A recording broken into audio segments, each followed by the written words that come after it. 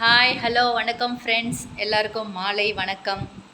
நான் இப்போ என்ன ரெசிபியோட வந்திருக்கேன்னு பார்த்தீங்கன்னா, பால் கொழுக்கட்டை செஞ்சு காட்ட போகிறேங்க. பாரம்பரியமான பால் கொழுக்கட்டை எப்படி செய்யலான்னு பார்க்கலாம் வாங்க. அதுக்கு முன்னாடி என் சேனல் சப்ஸ்கிரைப் பண்ணாதவங்க சப்ஸ்கிரைப் பண்ணிக்கோங்க.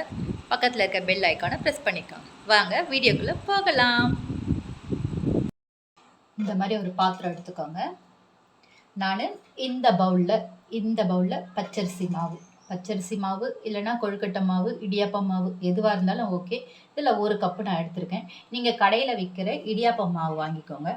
1 கப்பு போட்டிருக்கேன். இப்போ இதே கப் அளவில் தண்ணி எடுத்து நல்லா சூடு பண்ணிக்கலாம். சூடு பண்ணி நல்லா தண்ணி கொதிக்கட்டும். பாருங்கள், அதே கப்பில் அளவில் அதே அளவு தண்ணி எடுத்திருக்கேன். தண்ணி இதில் சேர்க்கலாம். தண்ணி நல்லா கொதி வரட்டும்.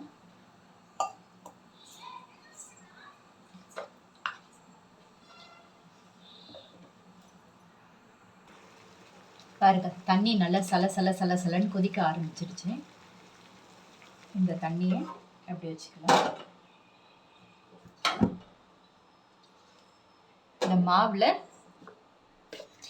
கொஞ்சமாக சாங்கியத்துக்குன்னு சொல்லுவாங்க இல்லையா, அந்த மாதிரி கொஞ்சம் உப்பு சேர்த்துக்கோங்க. சாங்கியத்துக்கு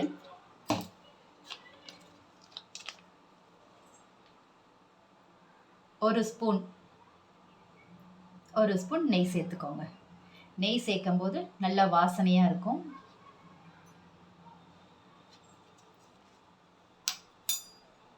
இப்போ இந்த தண்ணியை உள்ள சேர்த்துக்கோங்க.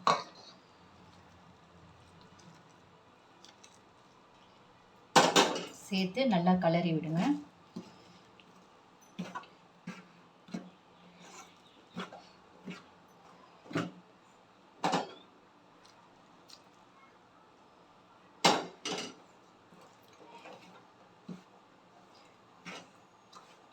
நல்லா கலரி விடுங்க.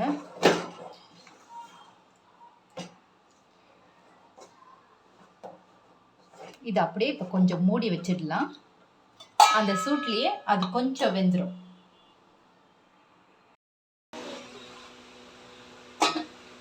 பாருங்க, சூடு ஆறி இருக்கு. இப்போ மாவை நல்லா பிணைஞ்சு எடுத்துக்கோங்க. நல்லா அழுத்தம் கொடுத்து நல்லா பிணைஞ்சிக்கோங்க. மாவு இந்த மாதிரி எடுத்து பிடிச்சி பார்க்கும்போது இந்த மாதிரி சாஃப்டாக இலக்க இருக்கணும். நல்லா இந்த மாதிரி பிசைஞ்சு எடுத்துக்கோங்க.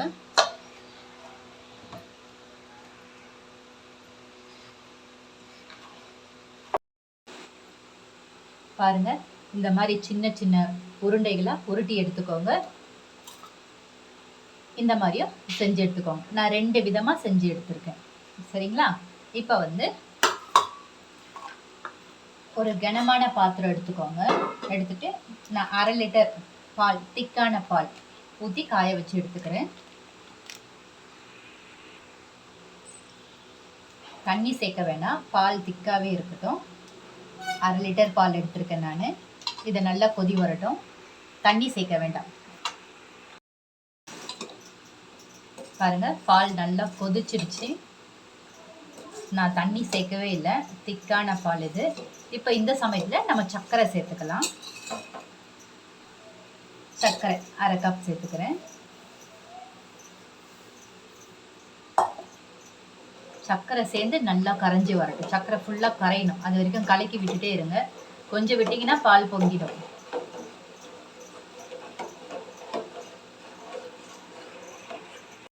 பாருங்க, சர்க்கரை நல்லா கரைஞ்சிடுச்சு. கரைஞ்சி நல்லா கொதிச்சு வருது. இந்த சமயத்தில் நம்ம கொழுக்கட்டையை உள்ள சேர்த்துக்கலாம்.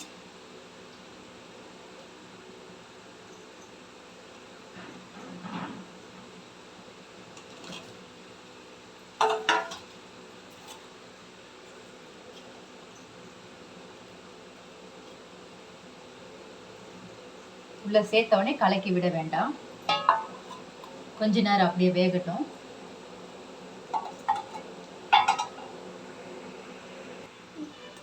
பாருங்க, 5 நிமிஷம் ஆயிடுச்சு.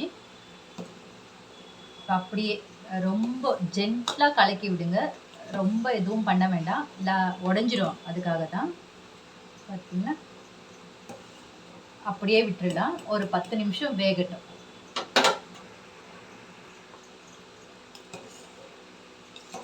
நடுவில் இந்த மாதிரி கலரி விடுங்க. இப்போ வந்து ஏலக்காய் தூள் நுணுக்கி வச்சுருக்கேன். ஏலக்காய் தூள் சேர்த்துக்கலாம்.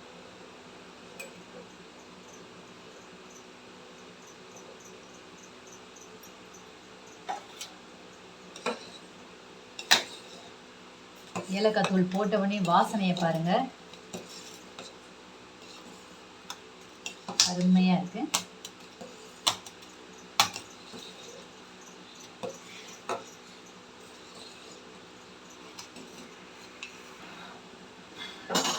அவ்வளோதாங்க, பால் கொழுக்கட்டை ரெடி. இதுக்கு ஃபைனல் டச் ஒன்று இருக்கு பாருங்க. இப்போ கேஸ் ஆஃப் பண்ணிட்டு தேங்காய் பால் சேர்த்துக்கலாம். கேஸ் ஆஃப் பண்ணிட்டு தான் தேங்காய் பால் சேர்க்கணும்.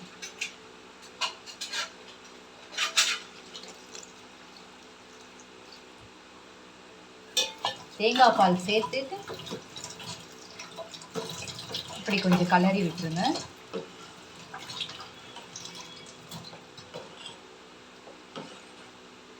இந்த பால் கொழுக்கட்டைக்கு ருசியை இன்னும் உயர்த்தி கொடுக்கக்கூடியது தேங்காய் பால் தாங்க. தேங்காய் பால் சேர்த்து நீங்கள் சர்வ் பண்ணிக்கோங்க. இருங்க, இதை நான் ஒரு பவுலில் சர்வ் பண்ணி காட்டுறேன்.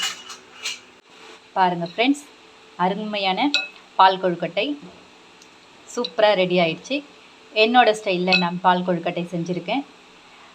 நெய் சேர்த்ததுனால அதோட வாசனை இன்னும் சூப்பராக இருக்குது. தேங்காய் பால் சேர்த்துருக்கோம். தேங்காய் பால் சேர்த்ததுனால அதோட ரிச்னஸ் வந்து இன்னும் செமையாக இருக்குது. நீங்களும் இதே ஸ்டைலில் செஞ்சு பாருங்கள். எப்படி இருந்துச்சுன்னு கமெண்டில் சொல்லுங்கள். தேங்க்யூ.